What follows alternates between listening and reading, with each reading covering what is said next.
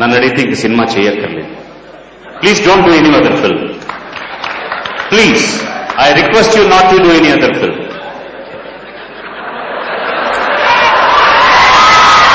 That's all. You have. I mean what I am saying. ఇంతకంటే జీవితంలో నువ్వు మంచి పాత్ర చేయలేవమ్మా, నీ వల్ల కాదు. ఒకవేళ నువ్వు మళ్లీ సినిమా ఏదైనా చేయదలుచుకున్నా నీకు బాబు లాంటి డైరెక్టర్ దొరకడం చాలా కష్టం, వెరీ డిఫికల్ట్. నువ్వు ఈ పాత్ర వేయాలని బాలయ్య గారు చాలా పట్టుపట్టినందుకు ముందు ఆయనకు థ్యాంక్స్ చెప్తాను.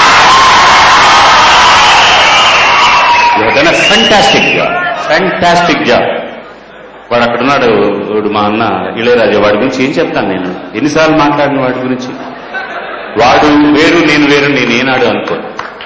డిటిఎస్ అన్న ఒక శబ్ద పరికరం వచ్చిన తర్వాత చాలా మంది రోగాల పాలై ఇండ్లకు వెళ్తున్నారు. దాన్ని విపరీతమైన శబ్దజాలంతో దాన్ని ఎలా మిక్స్ చేయాలో కూడా తెలియకుండా చెవులు బద్దలు కొడుతూ ఉపయోగిస్తున్న రోజుల్లో వాడు చేసిన రీ రికార్డింగ్ ఈ సినిమాకి నభూతో న భవిష్యతి. 2 చెవుల మధ్య తల ఉండి దాంట్లో బుర్ర గుంజు ఉన్నవాడు ఎవడన్నా ఉంటే ఆస్కార్ అవార్డులో 10 ఆస్కార్లు ఇస్తాను ఇళయరాజాకి నేను ఇస్తున్నాను.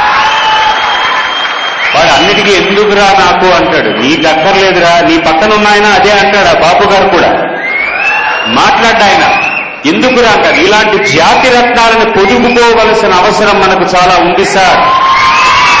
మర్చిపోతున్నాం ఈ తెరవెనుక భాగవతుల గురించి.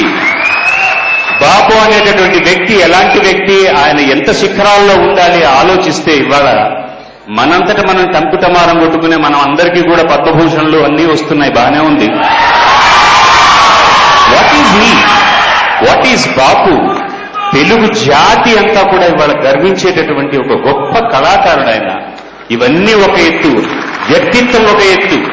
అంత మంచి మనిషిని చూడడం చాలా కష్టం. హృదయం బాగుంటేనే కళాస్వరూపం కూడా పవిత్రంగా వస్తుంది. ఎంత అద్భుతంగా సినిమా తీశారంటే ఆయన తప్ప ఈ సినిమా ఎవరు తీయలేరు అనంత అద్భుతంగా తీశారు. సాయిబాబు గారు సినిమా తీయడం సాహసం, బాబు గారిని ఎంపిక చేసుకోవడం సాహసం నేను అనట్లేదు. అది మీ వివేచన, మీ వివేకం. దానికి మళ్లీ మీ కాళ్ళకు దండ పెడుతున్నాను నేను మరొకసారి.